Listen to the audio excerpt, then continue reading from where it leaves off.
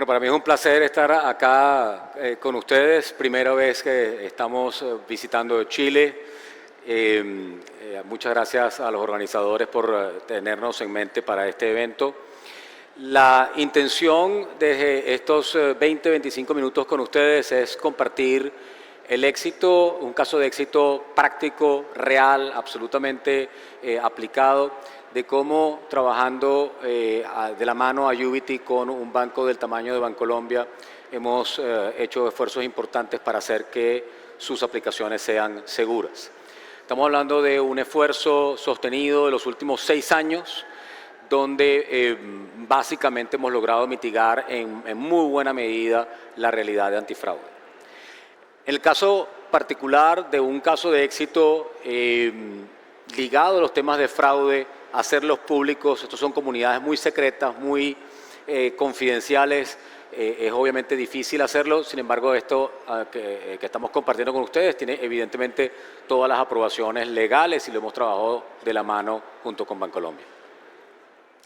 ¿Cuál era el reto fundamental al que nos apersonamos en esto en el año 2019? De nuevo, esto es un caso de éxito compendio de los últimos 5 o 6 años. Queríamos proteger los canales digitales, pero queríamos hacerlo de una forma en la que tuviéramos resultados con la mínima fricción. ¿Cómo hacemos para que un canal que está queriendo crecer, que está queriendo montar transacciones cada vez más sofisticadas, logre mitigar el tema de fraude y lo haga con la menor fricción?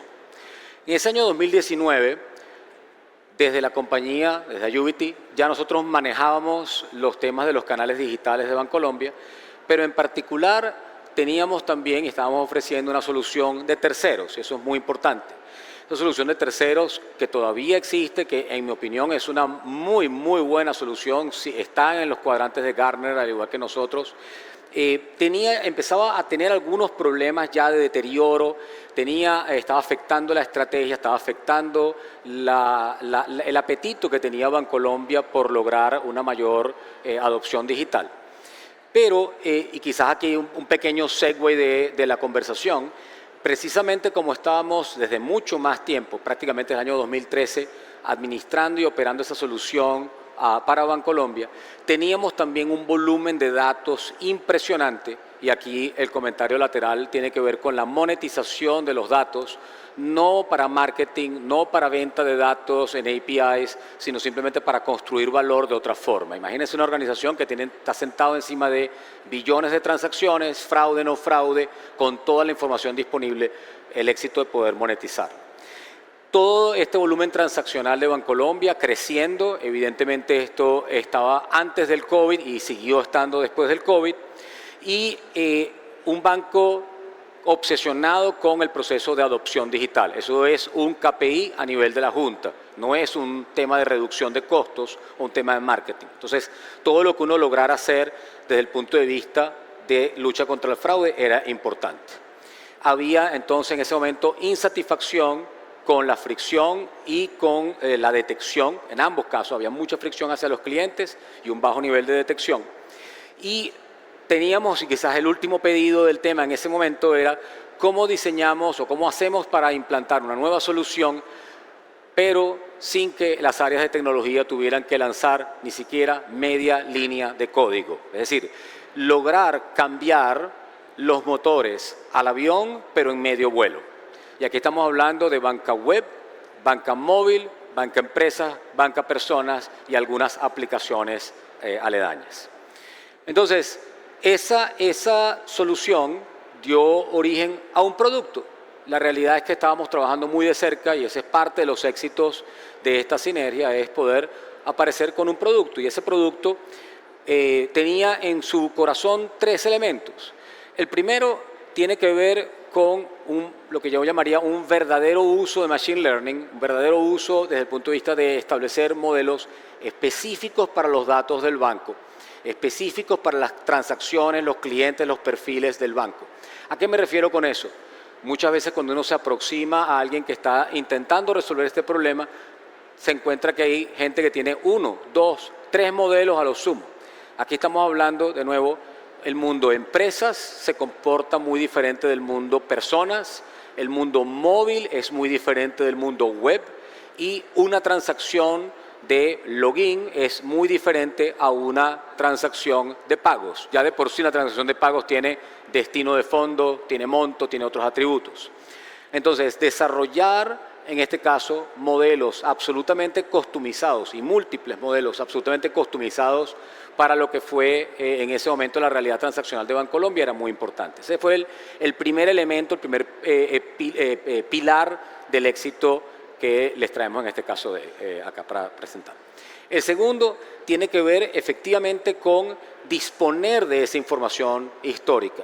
La monetización de esos datos en un producto, en una serie de modelos, es muy importante, porque al final, ¿para qué estamos guardando los datos si no es para sacarle algún tipo de utilidad, más allá de un tema de reporting tradicional? Además, esa data la estábamos guardando nosotros mismos dentro de Ayuvity, es decir, que venía de primera fuente de los canales y de nuestras propias aplicaciones. Ahí el que dijera que los datos tenían problemas de calidad, probablemente tenía algún problema existencial, ¿no? El otro elemento que queríamos de nuevo, y lo resalto, tenía que ver con el contrato con el proveedor actual vence, tenemos que tener una solución en firme, colocada, y no teníamos más de 3 meses para implementar y salir a producción. Para aquellos que estén acá que son de banca, para también las fintechs entenderán que desarrollar productos y pasar eso a producción cuando uno va a manejar transaccionalidad crítica de pagos es algo que definitivamente no es trivial. Ahora, ¿cuáles fueron los resultados? Porque al final la razón de compartir esto con ustedes es hablar de resultados, no es hablar de PowerPoint, no es hablar de algo teórico, algo efímero. El primer resultado importante fue un aumento significativo, un aumento sustancial en la tasa de detección de fraude. Esos 70 que ven ahí no son 70%, son 70 puntos porcentuales de detección. En este gráfico de ROC, si me permiten un poquitico de la parte técnica, estadística detrás de esto, si ven el gráfico que está un poco a la derecha, cuando uno se acerca a ese umbral donde verdaderamente los bancos pueden, o las instituciones financieras realmente pueden detectar o alertar el fraude, estás hablando de menos del 1%. Si usted molesta más del 1% de los clientes, tiene un problema de fricción tremendo. En ese pequeño espacio donde uno puede alertar, la diferencia entre la curva naranja, que era el proveedor de nicho que en ese momento representábamos, y la curva de la solución que se le montó al banco, de esos 70 puntos puede significar detectar 6, 8, 10 veces más fraude para el mismo nivel de fricción de los clientes. Eso fue un brinco absolutamente cuántico desde el punto de vista del resultado. Ahora, ¿por qué ese resultado es importante? Bueno, importante porque además de eso, para aquellos que están en el mundo de la lucha contra el fraude, saben que el volumen transaccional sube por el elevador, mientras la cantidad de recursos en personas para manejar alertas, casos, investigaciones, sube por las escaleras con suerte si es que sube.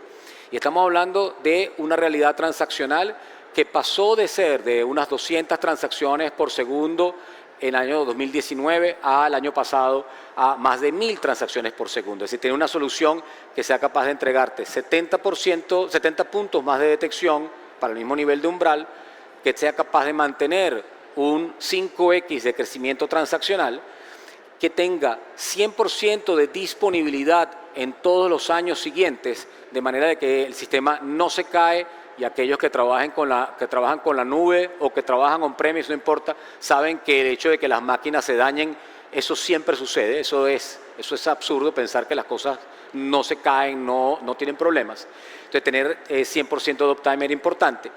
Adicionalmente, para el equipo de marcaje de fraude, se lograron 12 puntos adicionales de detección con unos mecanismos adicionales de marcación automática. ¿Y eso qué significa? Significa que en vez de hablarle solo al público de detección, le estábamos hablando al público operativo, al público que hace el trabajo día a día de llamar a los clientes, de marcar los fraudes, etc.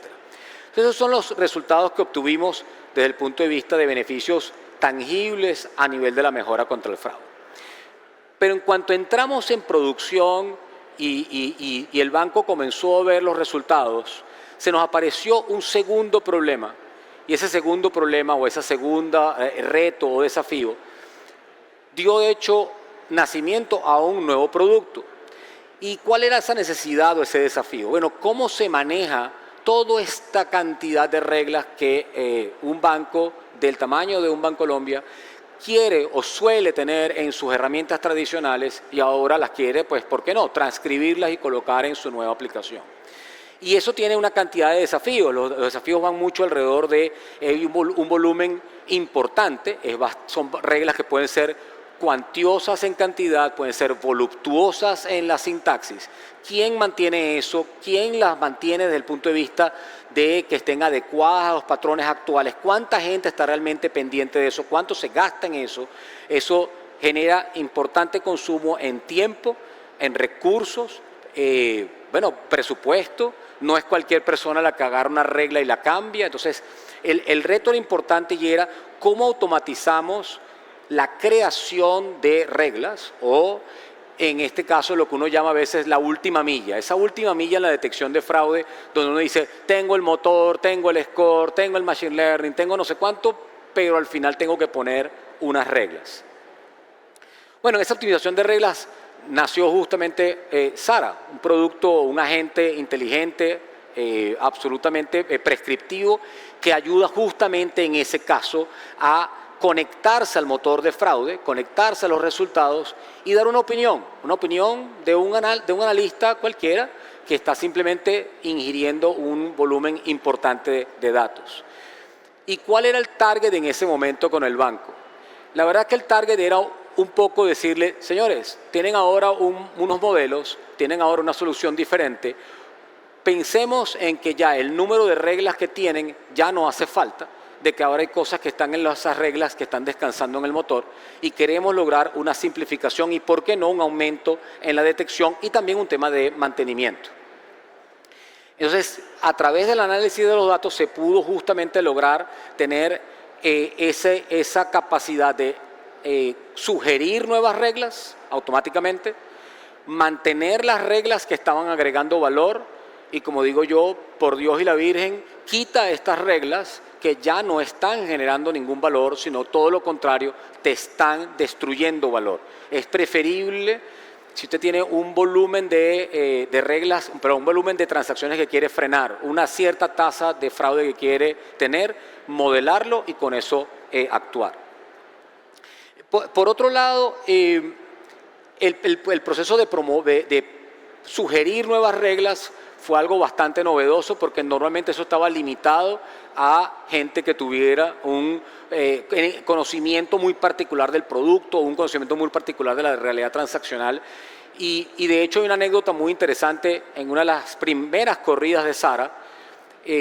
Sara se mete básicamente dentro y encuentra un pocket de transacciones donde se estaba corriendo en la aplicación, en el celular, la aplicación web y en ciertos casos, todos los casos en dispositivos Android, pero realmente era los estafadores aprovechando una vulnerabilidad que los clientes ni remotamente utilizaban. Y Sara agarró y dijo, alértame el 50% de lo que pasa por ahí. Eso lucía como una cosa absurda, pero menos del 0.003% de los clientes lo utilizaban. Es decir, Sara fue capaz de encontrar pockets donde valía la pena poner filtros, poner reglas y encontrar a los estafadores. ¿Qué resultados trajo Sara? Sara trajo como consecuencia una discusión muy particular. Normalmente estábamos acostumbrados a lidiar en las tasas de falso positivo de regla por regla. Sara fue capaz de entender todo el entramado de reglas, todo el entramado transaccional y decirle, señores, en este momento particular, ustedes están detectando 40%.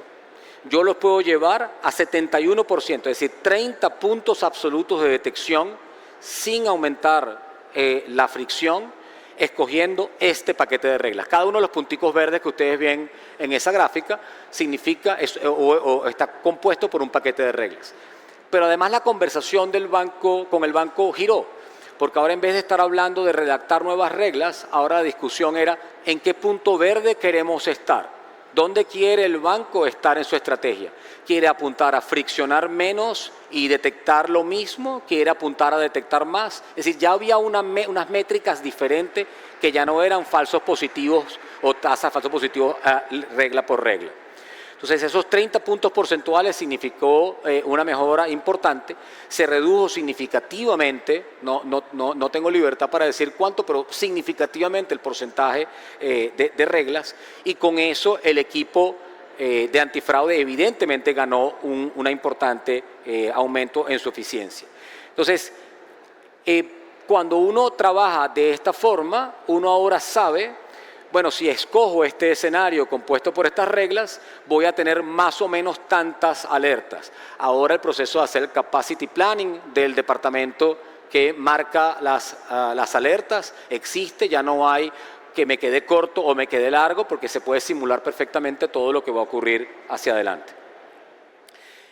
La experiencia de usuario obviamente mejoró significativamente, porque si uno logra moverse un poco más a la izquierda, uno logra más detección y sin embargo reducir cada vez más los niveles de alertamiento. Y eso, de hecho, eso ha sido un resultado importante, que aunque no está en el caso de estudio, cuando uno ve los datos de los últimos 6 años, uno ve prácticamente la tasa de alertamiento cayendo a 1/3 de lo que teníamos hace 6 años. Es decir, que el banco se siente confortable alertando a una tasa bastante menor de lo que lo hacía 5 o 6 años atrás. Cerrando, comentar con ustedes quizás factores de éxito que notamos más allá de lo técnico, que fue un elemento pivotal en el éxito. Lo primero es un tema de confianza mutua. Para nosotros fue un verdadero placer el poder desarrollar un nuevo producto de la mano de Bancolombia, de la mano de unos datos, pero particularmente hubo la confianza de decir, ok, denle, terminen el producto, colóquenlo, implántenlo. Es decir, que hubo un elemento de confianza mutua bastante importante, pero también, sin duda alguna, un tema de trabajo en equipo, ¿no? Porque no todo sale perfecto a la primera. Como decía mi colega que me precedió, los temas de innovar y los temas de estar dispuesto a equivocarse. El otro elemento fundamental es que definitivamente una cosa es tener datos, otra cosa es segmentar la manera en que vas a construir modelos y experiencias ligados a esos datos. Si nosotros hubiéramos agarrado los datos en abstracto y no nos hubiéramos metido a fondo en la realidad transaccional del banco, hubiéramos terminado probablemente con una solución similar, camisa talla única, como la del proveedor que ya estaban teniendo. Como cualquier franela que ustedes a lo mejor agarran acá en el evento, se la prueban y dicen, bueno, no me queda muy bien. Bueno, sí, porque es genérica, es para todo el mundo. El otro elemento que creo que ha sido clave es tratar de tocar un punto que en las entrevistas de Gartner se revela como uno de los elementos de más aprehensión de las instituciones financieras para los proveedores en este renglón, y es: no quiero integraciones complejas, no quiero tener que tocar mis aplicaciones. Ya yo tengo mis temas internos, yo tecnología, tengo mis temas internos como mis unidades de negocio, para que también me llegue un proyecto de 3 años, 5 millones de dólares de implementar una herramienta antifraude. Entonces hubo muchísimo esfuerzo en hacer la integración absolutamente seamless para el banco, y desde ese punto de vista no hubo que escribir ni media línea de código. El otro elemento es definitivamente estar dispuesto a tomar riesgo para el uso de soluciones disruptivas. Es decir, hacer cosas disruptivas solo por hacerlas tampoco es el chiste, pero definitivamente hay que estar dispuesto a tomar riesgo. Y muchas veces decimos que los bancos son lentos o los bancos son estáticos y que solamente las fintech somos las que somos capaces. No, los bancos también tienen y han desarrollado la capacidad de tomar riesgo y ser más ágiles. Por último, no menos importante, los temas de robustez. El tema de robustez operacional y de latencia es importantísimo. Cuando usted está hablando de un canal digital, de un banco de primer nivel en un país, créanme que si algo de eso falla o algo de eso se cae, las llamadas son al más alto nivel. La superintendencia, un ministro, Twitter o ahora X, es decir, te destruyen y te matan por cualquier lado. Entonces, si tú tienes un elemento de antifraude, tiene que ser excesivamente robusto, porque además los primeros que se enteran cuando usted está caído son los estafadores. No me pregunten cómo, pero se enteran muy rápido. Bueno, con 28 segundos de sobra termino. Muchas gracias por la atención. Estamos por acá en el stand P5 si nos quieren visitar. Muchas gracias, Edgar Osuna de Unity.